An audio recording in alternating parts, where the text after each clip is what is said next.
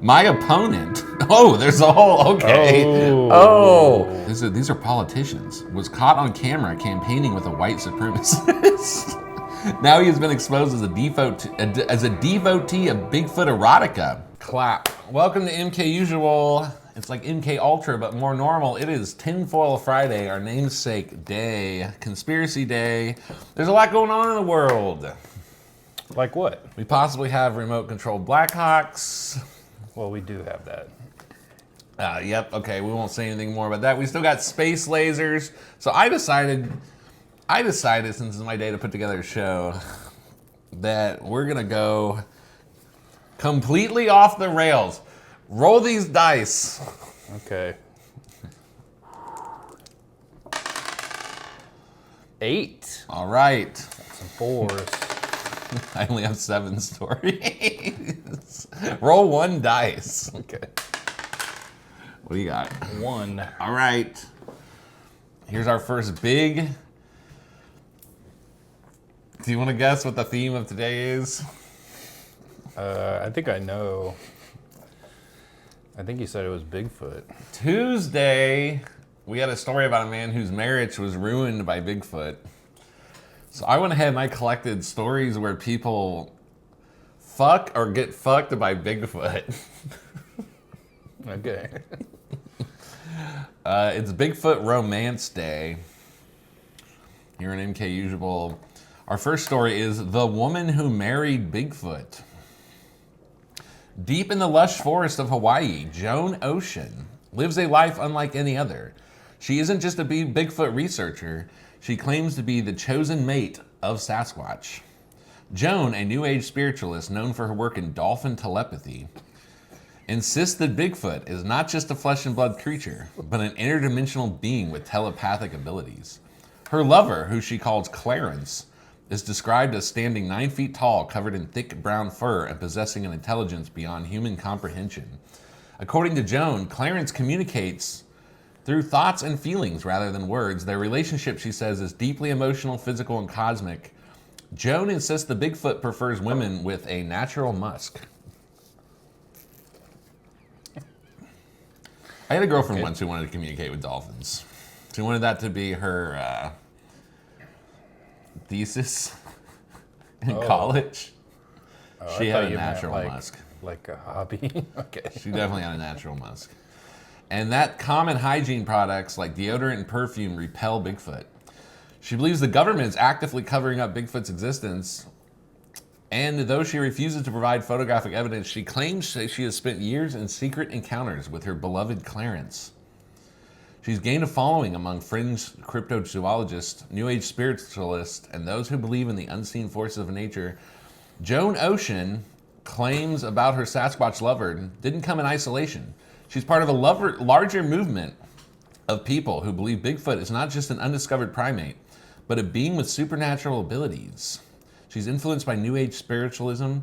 She claims that their relationship began after a series of dreams in which Clarence called to her, instructing her to seek him out in the wilderness. When she finally found him, she described an overwhelming sense of recognition, as if they'd known each other in past lives. One of the more bizarre aspects of the story is her insistence that Clarence can phase in and out of our dimension at will, explaining why no one else will ever see him.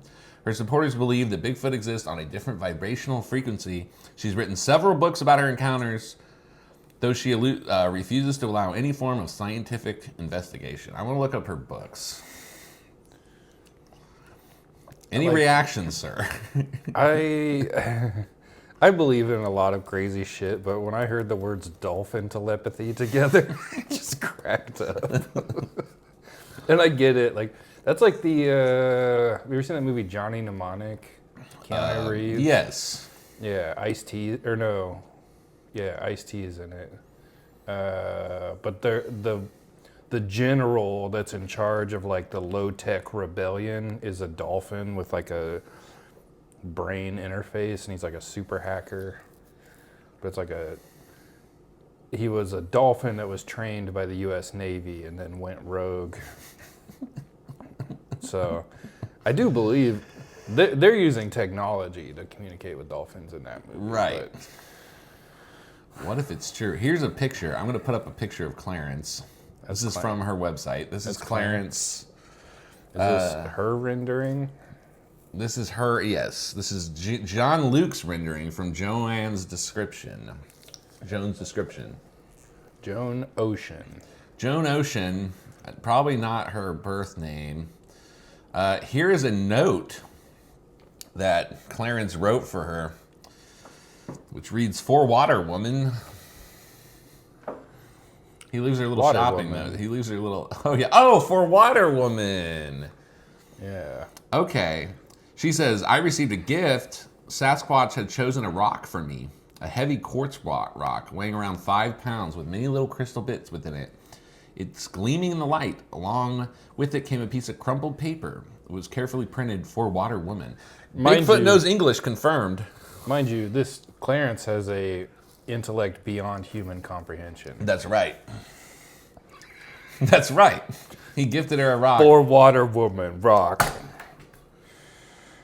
And then So I guess what I'm trying to they say, write love letters. I'm trying to say, I think I have a intellect beyond human comprehension. if that's a behavior that defines that. Here's another love letter they sent each other. Joan wrote him a letter. I'll put it up on the screen. Okay. She said, "Dear," and then draws a little sun sign. That must be Clarence's language. "Thank you so much for the gift you gave me, the large quartz rock." And then he wrote, "Thank you." He's writing on her note, "It's beautiful. There are many little crystals shining inside of it." He writes, "Much power. I take it to the fire at night and hold it in my hands. I feel your loving spirit all around me. I talk to you and I feel happy." And he says, "Happy." Anyway. That sun sign is the one that's on the New Mexico flag. Oh, interesting. Looks like the same sun sign. So she trades rocks with Clarence. I want to know if she gets it on with Clarence. I think she does. She says they're married. Well, there's all kinds of marriages. That's true. So, See, all of a sudden became real open-minded there at the end. Other talents of the Sasquatch. She writes, they can walk long distances from one part of the country to another. They can walk 10 to 20 miles an hour. I mean, they're 9 feet tall. They're 50% taller than the average human. She says Bigfoot has a sense of humor. That's what is, they find that attractive in a man. She says, this is a couple that also had contact with a Sasquatch in my location. The man was a gun-toting Bigfoot hunter until he began to experience their presence and their sense of humor in the woods. Now he's their friend, and he even posted no hunting signs on his lands. He has a keen sense of humor, and he appreciates their playful jokes. As we sit around the fire that night, we hear the heavy footsteps in the leaves. Big eyes. We all look at each other, but say nothing. Big-eyed. One of our group sees a Sasquatch standing upright in the woods. He's there, he shouts, pointing in the darkness. The Sasquatch flattens himself against a tree that's behind him. Where, we ask? Oh, he's playing hide and seek. They also have been known to hide items, such as hats and crystals, and then have them show up elsewhere. There is a connection between Bigfoot and poltergeist activity. Have you ever heard this? Okay. Well, that kind of makes sense, because, like, if they can just phase in and out, they could easily, like, show up in your living room and move your chair and then, like... Right. There's a book about it. Maybe I'll do the book one day for this. All right, well, that's Joan Ocean. She also says they have infrasound. They can teleport. They can appear as balls of light. You want to see the clearest Bigfoot photo you've ever seen? Here it is, right here, baby.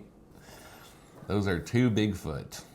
Anyway, so that is Joan Ocean. I would love to know the titles of her books. Joan Meets the Sasquatch. I have to see if she has it. Let's see if she's on Amazon. Joan Ocean. That's got to be books. her. Oh, there's a Gotta be list her of pen name.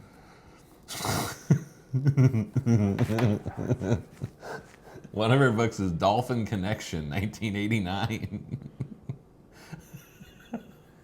Interdimensional ways of living. Okay, I gotta put up the cover of this book. This is a picture-heavy episode.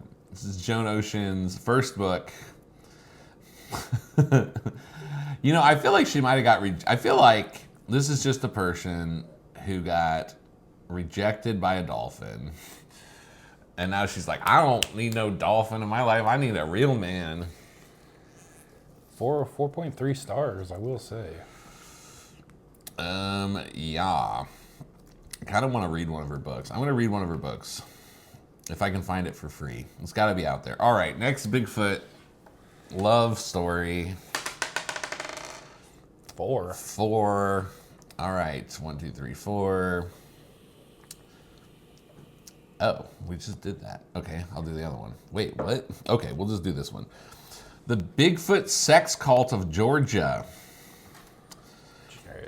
Checks out. In the dense forest of Dawsonville, Georgia, a small but devoted group of believers has taken... Oh, I left my ChatGPT prompt.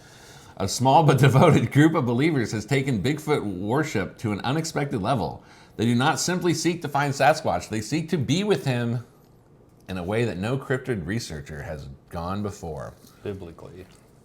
Well, I know that's not true because I had like 7 stories. The members of this unusual sect believe that Bigfoot is an interdimensional being actively searching for human mates. Their rituals revolve around mating ceremonies where women don pheromone-infused clothing and walk deep into the woods at night, hoping to attract the attention of a wandering Sasquatch. Bro, if you want to get some, I got a gorilla suit. Dawsonville, Florida is 6 hours away. Dawsonville, Georgia. A group's leader who claims to have experienced intimacy with Bigfoot describes the encounter as otherworldly and life-changing. She even believes she had become pregnant with a hybrid child, as we might see later in another story. Though no medical evidence ever supported her claim, their belief is that Bigfoot-human hybrids already exist, but are being hidden by the government, and that their work is part of an effort to reunite the lost bloodlines. While mainstream cryptozoologists roll their eyes, the group continues its nighttime rituals, waiting for the lover to return. So, look up these people. You know you're out there when they use the words mainstream cryptozoologist in the article as your main detractors. I want to see what they're called there. They're really delegitimizing the cryptozoology. I don't... This makes me want to, like, come up with $50,000 and go live there and film a documentary about, like, I would go just uproot my life to figure out what... Is that a cock print? They have an ass print of a Bigfoot. This might be the greatest evidence I have ever seen. You've seen the footprints. Get ready for the ass print. Thick and juicy. That is a thick, juicy Bigfoot ass. Yeah, they must be pretty elusive. There's not a lot of news articles about them. I wonder how they maintain their membership, you know? Well, they have Bigfoot hybrid. They have like a pancake babies. feed. Oh, you do a raffle? Bigfoot sex. Oh, here we go. Before we dive any farther, his name's Wriggleman. Who's Wriggleman? Let's see here. I think I might have found the leader. Denver Wriggleman's Bigfoot book. See sex. If you believe that names kind of dictate your destiny, a guy named Denver Wriggleman would lead a Bigfoot sex cult, I believe. He says, how could someone kink shame those gentle souls who take delight in the soulful, passionate moan of Sasquatch, he wonders.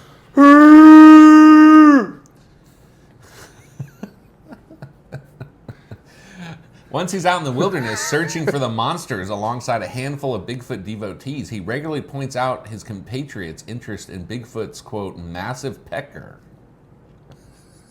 When a Wait, Bigfoot, what? when a Bigfoot believer tells Riggleman that the human singing lures the creature, yes, creatures, plural, Riggleman speculates that should the lead singer of Journey appear and deliver a solo, this guy might be a troll. We have to fight off scores of salivating Bigfoot mamas peeking from behind the trees. So I wonder if you can get a tour. Yeah. Monster-themed pornography. Well. Bigfoot genitals, what do we know? This is from Tetsu. From Leslie Cockburn. My opponent. Oh, there's a whole. Okay. Oh. Leslie Cockburn says my opponent, Denver Riggleman, running mate of Corey Stewart. Oh, these are politicians. Was caught on camera campaigning with a white supremacist. Now he has been exposed as a devotee of Bigfoot erotica. That's not what we need on Capitol Hill. Hold up. Damn. Hold up. This guy ran for Denver Riggleman for Congress. Oh my God. He was a congressman. From Georgia, I assume. From Virginia. Let's see if I can find Bigfoot. Oh my God. Denver Lee Riggleman III. Is an American businessman and former politician for Virginia who served one term in the United States Representatives for Virginia. Former Air Force officer. He's a Republican. He ran for the party's nomination in the 2017 gubernatorial election, but withdrew from the race. Riggleman was elected to the United States House of Representatives in 2018, but defeated in his bid for re-election in 2020. Who defeated him? Bob Good. Let's look up his Bigfoot section of his Wikipedia. Interest in Bigfoot. During the campaign, Cockburn accused Riggleman of being a devotee of, quote, Bigfoot erotica, based on an image he shared from his Instagram. Holy fuck, to promote a book titled The Mating Habits of Bigfoot and Why Women Want Him. In an interview with CRTV, Riggleman said the image was an obvious joke, but that he had an interest in Bigfoot. Oh, yeah, buddy.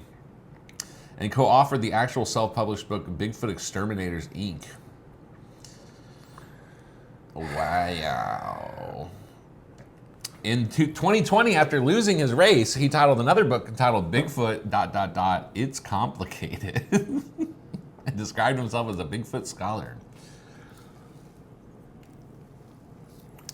Wait, go back up a second. Yes. What's the, okay, he co-wrote a book with ESPN writer? Don Barone. Yeah. He keeps saying he thinks it's funny, but he keeps writing books about it. And it ruined his career, arguably. Yeah. I thought this, when I saw Leslie Cockburn, I thought this was for sure a joke. Oh, okay. All right. He beat Leslie Cockburn, I think. All right. You want to roll the dice? There's a lot of Bigfoot sex stuff. All right. Three. We just did. Do you think they have interdimensional STDs? Oh yeah. Well, they got got Bigfoot herpes. Oh, what would that be? Like crystals grow out of your dick or something? Story number 3. The 1924 Bigfoot kidnapping case. Okay. Albert Ostman had set out for gold in the remote wilderness of Toba Inlet, British Columbia in the summer of 1924. But he found something else entirely. After a long day of prospecting, he settled into a sleeping bag, only to wake up being dragged through the forest, still wrapped in the fabric. He was carried for what felt like miles before being unceremoniously dropped on the ground. When he looked up, he found himself in a strange valley, a hidden place that no man had ever seen before. And standing before him was not one, but an entire family of Bigfoots. There was a towering male, a slightly smaller female, and 2 juvenile creatures. Ostman quickly realized that he was not captive in the traditional sense. They did not harm him or tie him up, but they watched his every move, preventing him from leaving. For 6 long days, Osman was forced to eat the same diet as his captors: roots, berries, and an unknown type of grass. That might be like an interdimensional thing if they have different grass. The creatures he noted had human-like features but spoke in grunts and gestures. The patriarch of the family seemed to be the leader, while the younger ones were curious about their human guest. Escape seemed impossible, but then Osman had an idea. He offered the male Bigfoot some of his chewing tobacco. Gave him a zen. Within moments, the creature became violently ill, retching and staggering away. Seizing his chance, he ran for his life, never looking back. Osman did not tell his story for more than 30 years, fearing ridicule. Then he finally spoke in 1957. He insisted that everything had happened exactly as he described. Some believe his tale, while others dismissed it as fantasy. But to this day, the hidden valley of the Bigfoot family has never been found. Albert Osman's story had a lasting impact on Bigfoot lore, inspiring generations of cryptid research. He described their diet, communication, family structure. Some intriguing details from his encounter include the male Bigfoot's extreme strength, demonstrating when he easily picked up a large boulder and moved it with one hand. The female's habit of weaving plant fibers together. With some research, we believe this is basic tool use. The fact that the creature never attempted to harm him. Osman claims that after the escape, he returned to civilization but kept his story secret. I need to know more about this guy, because I kind of believe him. It's a pretty clever lie, if it's a lie. He's like, with no frame of reference, I assume, for like Bigfoot lore. Yeah. He's just weaving this story that would make you empathize and not like demonize them as monsters. And well, Albert Osman, true or false? Google, Canadian prospector. Huh, interesting. Well, the female Sasquatch washed and stacked leaves. This one's not sexy, though. it was a polycule. This was a part-time polycule. All right. That one's pretty good. I wonder if he wrote a book. Yeah, how did he tell his story? Let's see here. Go back to the Reddit. There might have been a Reddit post. Right there. Oh, it looks like the newspapers. He went to the papers. Let's try this. Did Albert Osman describe Bigfoot's penis? Yes. Okay, that's why it's here. We're going to find out right now. Click like and subscribe. If I see one subscriber come up, I will describe Bigfoot's penis. Albert Osman described the penis of the large male boss of the group as short, around 2 inches long, and hooded with skin. You would think it would be furry. Like, you think it would have hair on it if the rest of his body has hair. Yes. That's we do know from the Patterson film that they have boobs. Don't they say gorillas have short penises? Gorillas have like very short penises. Well, see, this might 1.25 inches. The average erect gorilla penis is 3 centimeters. Ooh, boy. That's why they're so angry. That's why they're so mad all the time. They're always twisting those tires. What the heck, IFL science? Bigfoot gorilla dicks are absolutely tiny. You don't have to stun on them like that. I mean, where I grew up, 3 inches is a magnum. A Magnum Mini. All right. Let's see what else I got here. 6. This might be the second to last one. Oh, there's 2 more. The Bigfoot paternity lawsuit. I told you we'd get to this. Texas, 2013. Rick Dyer, had always craved attention in the cryptid world. A notorious Bigfoot hoaxer, he was responsible for the infamous 2008 Bigfoot corpse scam. I think we've all seen this, where he claimed to have a Sasquatch body that turned out to be a rubber suit stuffed with roadkill. But in 2013, he took his antics to the Texas legal system. Dyer filed a paternity lawsuit against the state of Texas, claiming that he had fathered a half Bigfoot child and that the government was covering up the DNA evidence. He demanded a court order to establish Bigfoot's legal status, claiming that his child should be recognized as part human and entitled to legal rights. When the case went before the judge, it was immediately laughed out of court. No DNA evidence was provided, no proof of hybrid child was presented, and the judge dismissed the case with undisguised amusement. Dyer, never one to back down from a spectacle, later claimed the government destroyed his proof. Rick Dyer's paternity lawsuit wasn't just dismissed, it was publicly mocked by legal experts and cryptid enthusiasts. Despite his lack of evidence, Dyer continued to push the case, filing multiple appeals in an attempt to keep the story in the headlines. His obsession with Bigfoot DNA stemmed from his earlier hoaxes. He had previously claimed to have killed a Sasquatch in San Antonio in 2012, releasing grainy video footage and blurry photos. When skeptics demanded proof, he claimed the government had confiscated the body. As the legal battle unfolded, Dyer's supporters slowly abandoned him, realizing the case was nothing more than a publicity stunt. The final blow came when a DNA test, which Dyer had hyped as definitive proof, was revealed to be from a human and a possum. Sir, you had sex with a possum. By 2014, Dyer had admitted to fabricating multiple hoaxes, though he continued to insist the paternity lawsuit was not one of them. Did I say Richard Dyer?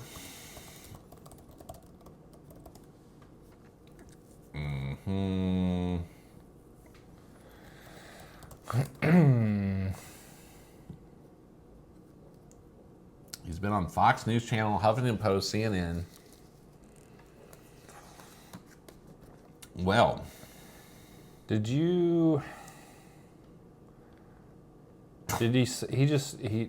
it say, does he give like a specific part of the government that is? Is it the Texas government? Is it right. the federal government? Is it? Let's see here. The San Antonio mayor who was in a love triangle with the same Sasquatch? Bro, let's see here. What government entity did Rick Dyer say confiscated his Bigfoot evidence? The U.S. government, unspecified government agencies. This guy's a jokester. Unlike Joan Ocean. Unlike credible cryptozoologist Joan Ocean. Yes. I'm looking up all the titles of her books. Oh, she just wrote about dolphins. She has a big-ass website about Bigfoot, though. You want to... I gotta be honest. Sorry, go ahead. Well, has a guy named Peter Kane come up? Peter Kane. I don't believe I have him. Is he the guy on... Dog training? Yeah. Peter yes, Kane, he's the guy on... YouTube. I've seen him. Yeah. He was on Tosh.0. He claims to have been sexually assaulted by a Bigfoot. And describes it. Tell me about Peter Kane's... I can't believe I was failed. I didn't find this guy. Sexual assault at the hands of a Bigfoot.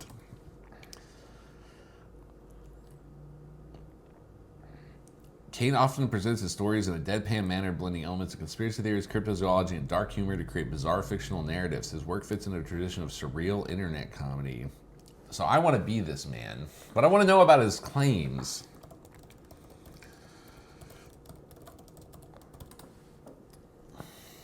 Maybe he just was broken. Kane has recounted this alleged incident in multiple videos, often elaborating on the details over time. The general premise of the story includes the assault supposedly took place when he was a teenager. He claims that a female Bigfoot attacked him sexually, describing it in grotesque, over-the-top detail.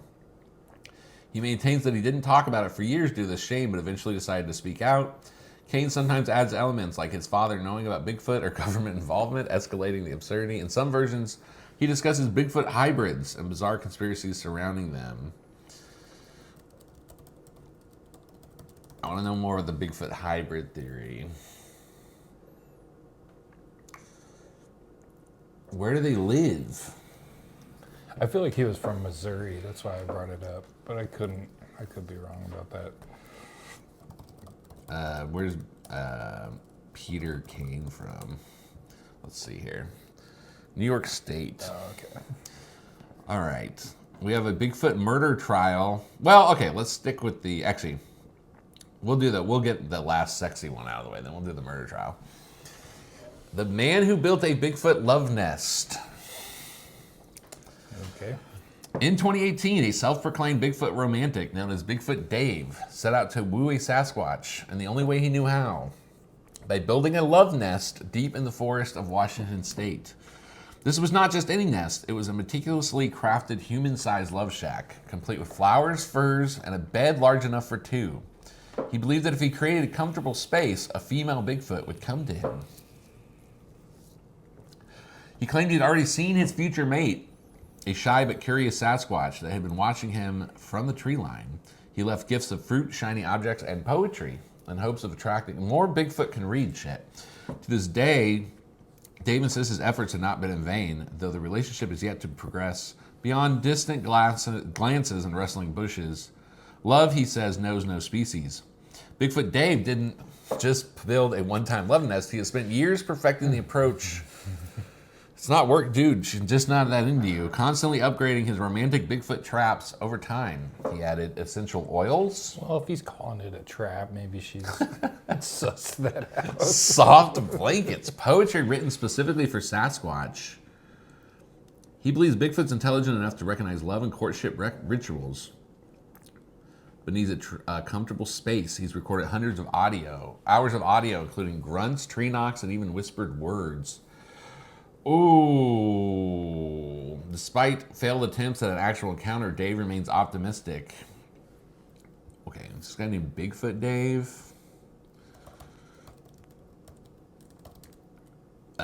Poetry. Let's see if I can find his poetry here.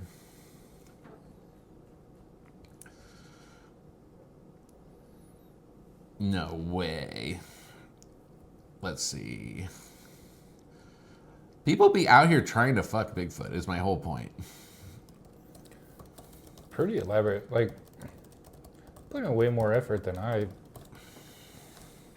put into my own love life. Yeah. I would wonder though, okay, two sides to trying to fuck Bigfoot. One, it seems like, I hate to call you out on your prejudices here, Bigfoot people, but have you ever considered Bigfoot might be gay? Seems like he's having trouble getting a chick. Joanne can't prove she's with a guy. Like, why are we assuming heteronormative cis Bigfoot? When all likelihood includes if it's interdimensional and highly intelligent, then Bigfoot is, at the very least, non-binary. Maybe this guy is flirting with getting, getting anally wrecked by a male Bigfoot. I don't know. I mean, I wouldn't call it wrecked if it's only 2 that's inches true. long. That's true. That might be a nice soft experience. Bigfoot is a gentle lover. The other side, the more realistic side, okay, chimpanzees are pretty smart. I don't know if I want to start messing around with like an alpha male monkey's harem. Yeah, or family. They'll just tear your penis and face off. I mean, it sounds like, let's say Bigfoot Dave succeeds and he gets his woman into this, like, he coaxes her into, like, his nest. Mm-hmm. Odds are Bigfoot husband is going to show up and, literally tear your arms off and beat you with it. He's just going to cuck? He's just going to sit on the stump that you have in the corner of the room? I mean, they are enlightened. Maybe they're into cucking. Yes, cucking is an enlightened behavior. I'm going to ask ChatGPT, is it possible that if Bigfoot is a multi-dimensional, highly spiritually advanced, intelligent being, that it would be into things like cucking and polycules. If Bigfoot is a highly advanced multidimensional being with deep spiritual intelligence, it's entirely possible that traditional human relationship structures might seem limiting to it. Maybe it transcends our notions of monogamy altogether. Why settle for just one partner when you exist across multiple planes of reality? Picture this. Wow. Dude, ChatGPT could have stopped there. But it says, picture this. Bigfoot isn't hiding from us. It's just too busy managing a complex web of interdimensional polyamorous relationships. One moment it's meditating in the Cascades, the next it's astrally projecting to a tantric retreat in the Pleiades. And later it's third wheeling with the cosmic eldritch horror and a shape-shifting forest village. Cucking though? That might be a stretch. And okay, unless Bigfoot's really into teaching valuable lessons about detachment and ego death.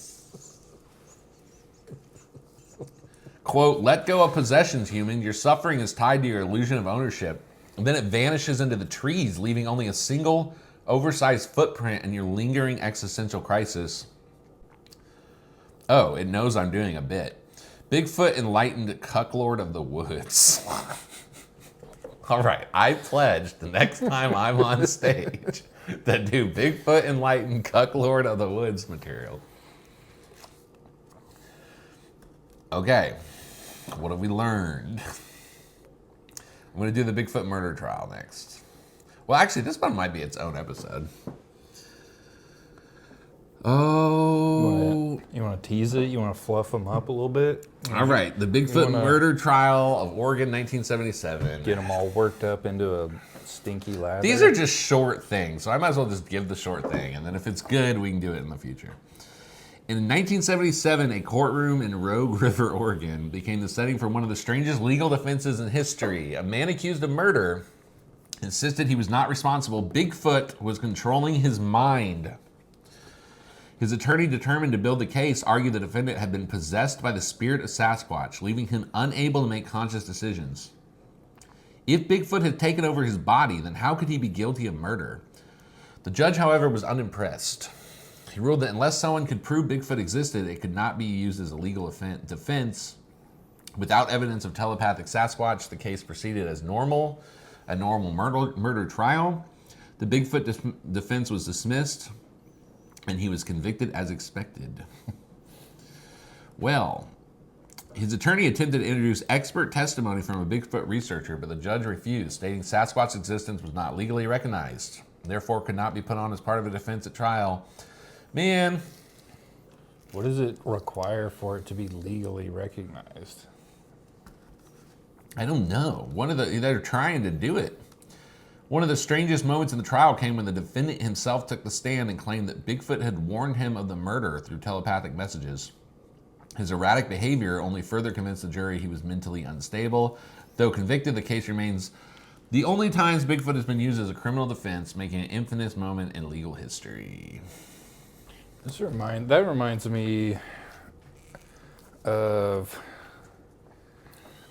I saw this thing about in Humboldt County when everyone was trying to grow weed in Humboldt County when California legalized marijuana, and then the cartels were involved, and one of the growers who was trying to protect his crops and people from cartel involvement, yes, had murdered a couple people and then dismembered them. Was this a documentary? Yeah. I think I've seen this. Yeah, keep going. Tell the audience, yeah. Well, they made the murder seem grotesque and not capable of being done by a human. They staged the to scare, to create a boogeyman, like a Scooby-Doo type scenario. Yeah, so that the cartel very ugly don't Scooby-Doo. come near my weed because Bigfoot lives here, and then they yeah, I can't remember what it was called. It was on Netflix, I believe. Yes. I don't remember But yes. It was a pretty good documentary. That is a good documentary.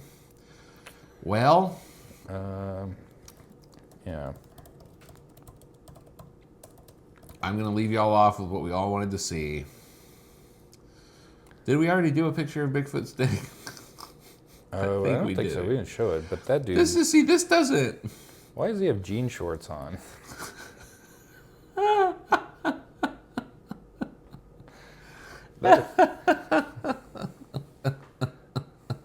That's a bad Photoshop. This is a real deal, baby. Is this This was, I believe this was in Joanne's. That was from, what's his name? Oh, this is Denver Riggleman. Denver Riggleman. Maybe we did already. If we already showed this, I'm not putting it back up. Well, anyway, that is the wild and wacky and wet world of Bigfoot sexual encounters and other NSFW Bigfoot content. We say Prefer to scratch the surface there because I feel like any one of those you could go deeper into. Most of them. We just did this as to announce that we will both be running for Congress in the state of Missouri. This is how you get wins. Dude, if I ever did run for... Dude, my internet content, postings, videos, comedy, like, alone would sink me so fast, dude. Well... Not necessarily. For me, it would just be who I am as a person. Well, yeah. And also what I choose to share online. Well, any questions? I noticed some inconsistencies because a lot of people said Bigfoot dick, Bigfoot dick small, but that's what kind of makes me believe the 1924 guy a little bit. Yeah, that's what makes his intriguing to me because all these people who are getting their rocks off to Bigfoot, he's like this sexual machine. Yeah, but then the guy who is from the greatest generation. Actually, he's older than that. I think he was born in the 1890s. Then the guy who I kind of believe might be a trustworthy dude with his kidnapping story, he has like a kind of a realistic description of Bigfoot dick. Like what you'd expect if it's like a primate, you know? Yeah. Yeah, they do throw the word primate around, but then at the same time that they are an enlightened interdimensional species. Like, we're primates, too, and you could argue the same thing, that we are enlightened interdimensional species. That's true.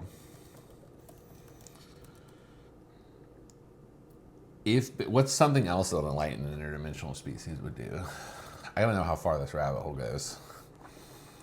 Polycules, that might have been the top. Bigfoot being a cuckold might be the top. They would collect crystals to generate power. That it is into crystals and dyes its hair.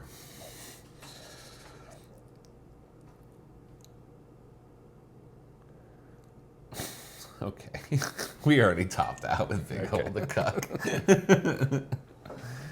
I do love how deep it went, though. It went way deeper than I thought it would. Anyway, so what have we learned? If you want to bag a Bigfoot baddie, poetry, soft blankets do not work. You got poetry, you got to gift it like crystals. It doesn't work if you're a male attracting a female Bigfoot. However, Joan Ocean did attract a male Bigfoot who gifted her crystals and responded to her writing. It does know English. So it does know English. So you should start there. Don't bathe. Don't bathe. Probably for several years. If you want the best chance. Yeah. So this is day 0 of me not bathing, since I did bathe right before this. If you want to bag a human who's trying to bag a Bigfoot, go to Georgia. There's lonely people there. If you're a big hairy dude, there's lonely women in Georgia waiting for you. That almost sounded like a sacrifice type thing. Yeah. When they were saying they were sending women like out into the woods at night, like alone. That's just dangerous behavior Yeah, that almost sounded like Regardless. some kind of weird like ritual or something. Like they were offering up something. What was the name of the town where the sex cult was?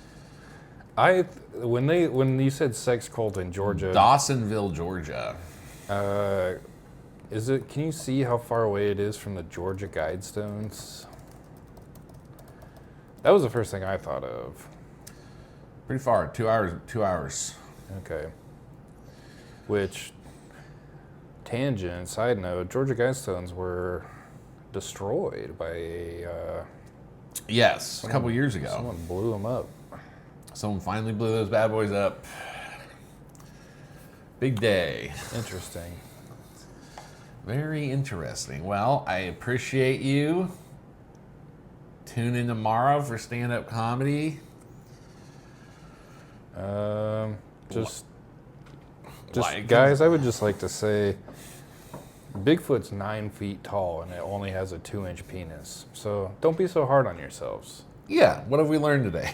Proportionally, not that great. Hung like a Bigfoot. I'm only 6 feet tall and proportionally, I have the same exact size penis as a Bigfoot. Which is 2/3 bigger proportionally. I'm just running the numbers here. Something like that. All right, this has been fun. Like and subscribe. If we get 40 subscribers by the end of this week, we will tell the dinosaur fucking stories. We will do the Loch Ness Monster. We will share our dinosaur erotica. Bye.